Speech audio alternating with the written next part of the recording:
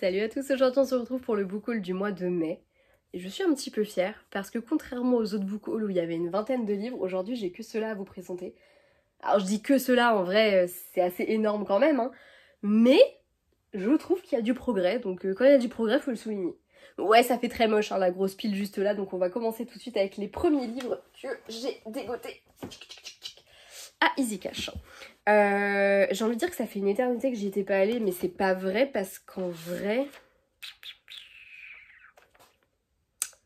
En vrai, j'y étais allée au mois de mars, hein, donc c'était pas non plus il y a si longtemps que ça.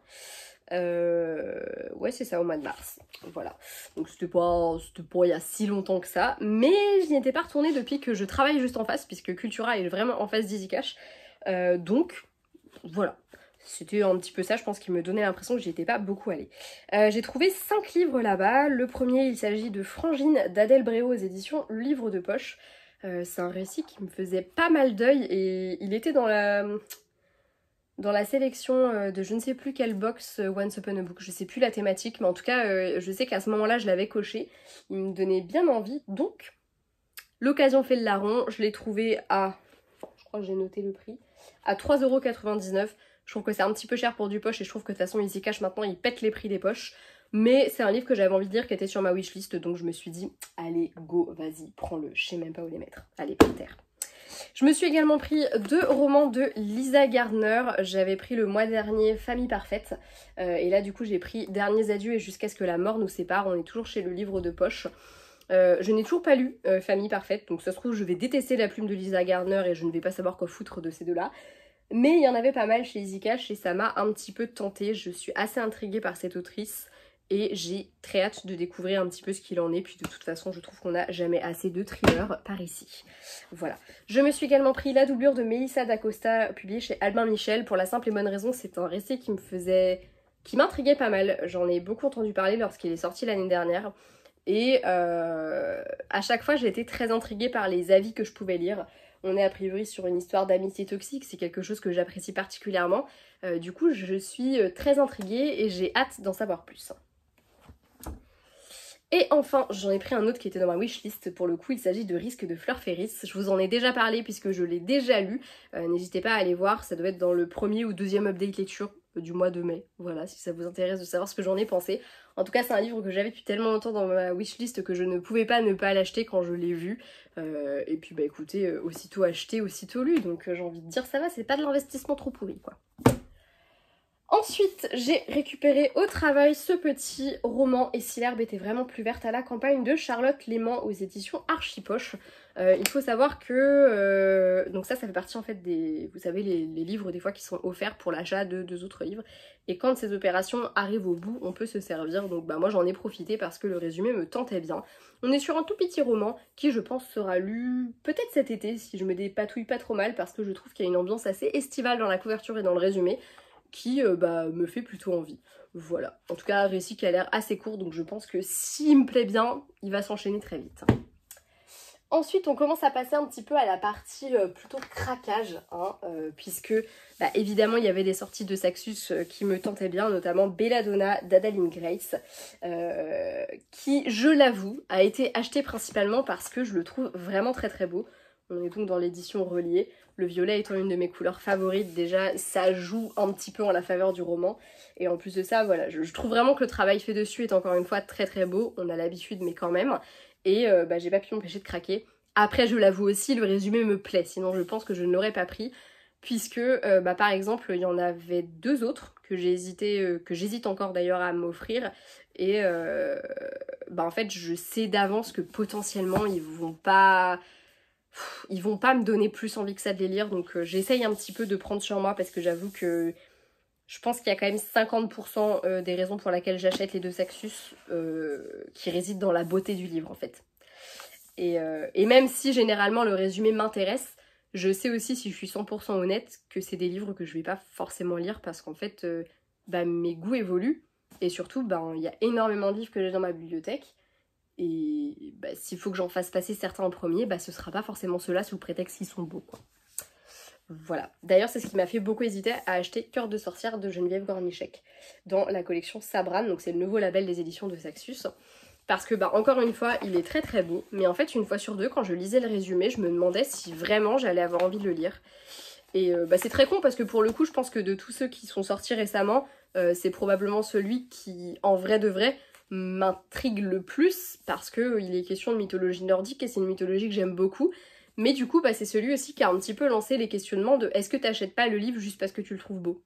Voilà, mais en l'occurrence dans celui-ci m'intrigue vraiment énormément, donc on verra bien ce que ça donne, j'espère que je l'apprécierai. Je ne sais pas quand est-ce que je le lirai, mais le fait qu'il soit pas trop gros non plus ça aide un petit peu parce que j'avoue que les grosses bricasses de Saxus que j'ai par ici, bah elles font un petit peu peur, elles effraient un peu et t'as un peu moins envie de les lire qu'un truc un peu plus simplet. Enfin simplet, plutôt léger quoi, petit, enfin pas trop gros quoi. Je me suis également pris un petit treater. Personne ne doit savoir de Claire McGowan aux éditions Hauteville, collection suspense évidemment. Voilà, j'avais vu le résumé et j'avoue que j'étais particulièrement intriguée, donc on verra bien ce que ça donne, mais il me tente vraiment bien. Et si j'aime bien, je pense que je lirai également le dernier qui est sorti de l'autrice, qui pareil m'intrigue énormément. On verra bien, donc voilà, c'était un petit peu le craquage qui n'était pas prévu, tout comme les deux suivants. Voilà. J'ai acheté le tome de Legendborn, marqué au sang, de Tracy Dionne, publié chez J'ai lu. En même temps, j'ai beaucoup aimé le tome 1, mais je l'ai revendu, donc je m'étais dit, bah au pire, je l'emprunterais, je sais pas, je trouverais, enfin voilà, je m'étais dit que je n'allais pas l'acheter, puisque je n'en voyais pas l'intérêt, dans le sens où, bah j'ai plus le tome 1, quoi, donc quel intérêt d'avoir le tome 2 ? Et ben l'intérêt réside dans le fait que je ne sais pas, je n'ai pas pu résister, je l'ai vu et j'ai eu vraiment très envie de l'acheter parce que j'avais envie de le lire. Donc oui, quand je l'aurai fini, vous le retrouvez sur Vinted parce que je vais pas garder le tome 2 alors que le tome 1 je l'ai plus.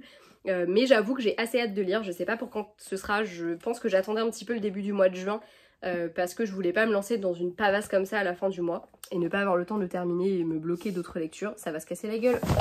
Ça s'est cassé la gueule, bah oui forcément. Bref, je vous en reparle très vite je pense parce que il m'intrigue beaucoup. Ensuite, je me suis pris Violets Made of Thorns de Gina Shen aux éditions Robert Laffont dans la collection R. Collection R, ah là là, je renoue avec mes anciens amours puisque j'étais très très fan de cette collection et je suivais leur sortie de manière tellement assidue. C'est beaucoup moins le cas maintenant, voilà. Là, à part le tombeau des immortels que j'attends avec énormément d'impatience, qui est le dernier Victor Dixon, qui au moment où cette vidéo sortira sera sans doute déjà sorti d'ailleurs. Bah c'est sûr même. Bref, je ne sais pas pourquoi je l'ai acheté, c'est pareil, ça c'était vraiment la grosse lubie parce qu'en réalité j'aurais très bien pu les emprunter ces livres-là, mais je n'en sais rien, j'avais envie ce jour-là et du coup bah je suis repartie avec. Voilà, en tout cas le résumé me plaît beaucoup et il m'intrigue vraiment vraiment beaucoup ce roman, mais bah je ne sais pas pourquoi je ne me suis pas contentée de l'emprunter au lieu de l'acheter. Voilà.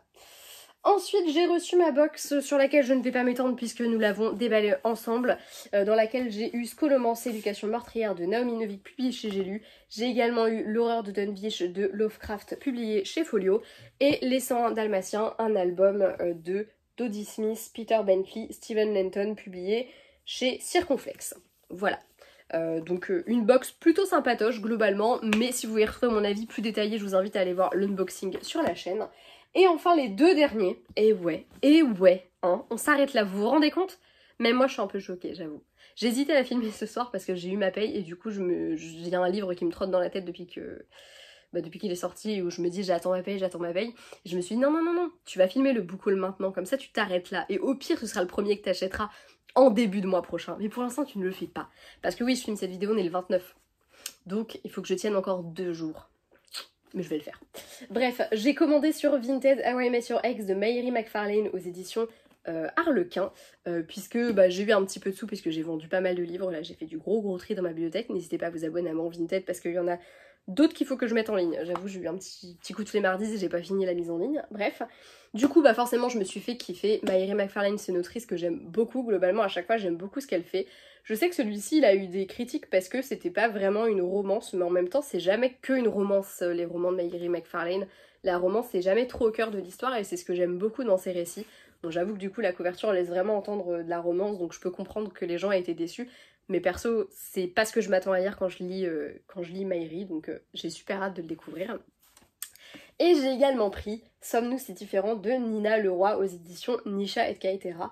Nina, c'est quelqu'un que je suis sur les réseaux et j'ai d'ailleurs bêta-lu, même si je suis une bêta-lectrice en carton, mais j'ai bêta-lu sa romance de Noël que j'ai beaucoup aimée. C'est une plume que j'ai vraiment appréciée. Et c'est quelqu'un que je suis depuis un petit moment maintenant et dont j'apprécie vraiment le contenu, j'ai échangé plusieurs fois avec elle, c'est quelqu'un que j'aime bien. Et j'avais très envie de lire son travail sous un format qui soit fini, parce que c'est vrai que la bêta lecture, tu sais que c'est un texte qui va encore être travaillé, etc. Donc c'est une approche qui est très particulière.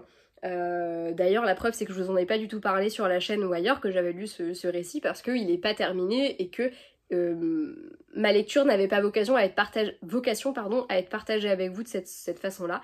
Mais du coup j'ai très hâte de vous parler de celui-ci, de découvrir sa plume sous un autre prisme et je ne doute pas que je vais aimer parce que j'aime vraiment beaucoup... Enfin ouais vraiment j'ai craqué sur sa plume et surtout je sais pas, je l'aime bien donc voilà on verra bien. Mais très contente de l'avoir dégoté parce que pour le coup les deux ils sont en très bon état encore une fois. Donc très cool. Voilà. Et c'est tout du coup pour ce book haul. J'avoue que je suis un peu fière d'avoir réussi à freiner mes achats parce que je me rends compte que... Enfin en fait là, tout ce que je vous présente, c'est que des achats hyper impulsifs et en fait, au regard de la quantité de livres que j'achète et du peu que je lis en comparaison, je me dis mais en fait, c'est pas bien quoi. Là par exemple en fait ce mois-ci j'ai quasiment lu que des livres que j'ai empruntés. Au prorata de ce que j'ai lu, les 3/4 des trucs, c'est pas des trucs que j'ai achetés, c'est des trucs que j'ai empruntés. Et je trouve ça aberrant parce qu'en fait, j'acquiers énormément de livres chaque mois. Et en fait, je passe plus de temps à lire des livres qui ne sont pas à moi. Du coup, là, je vais pas pouvoir le faire pour le mois de juin parce que j'ai encore des livres de la bibliothèque qu'il faut que je lise. Mais je pense vraiment que cet été, je ne vais pas emprunter un seul livre et que je me forcerai à lire que les livres de ma bibliothèque. Et le but, ça va être vraiment de vider à mort la palle, quoi. Même si je sais que je pourrais probablement jamais aller au bout, ou alors il faudrait vraiment que j'arrête d'acheter. Mais voilà, c'est un petit peu l'objectif. Voilà, c'est tout pour cette vidéo, j'espère qu'elle vous aura plu. N'hésitez pas à me donner vos avis sur certains de ces livres si vous les avez lus. Et comme d'hab, à me proposer une lecture commune si ça vous intéresse. C'est toujours un plaisir de pouvoir échanger avec vous. Je vous fais de gros bisous et à bientôt. Ciao.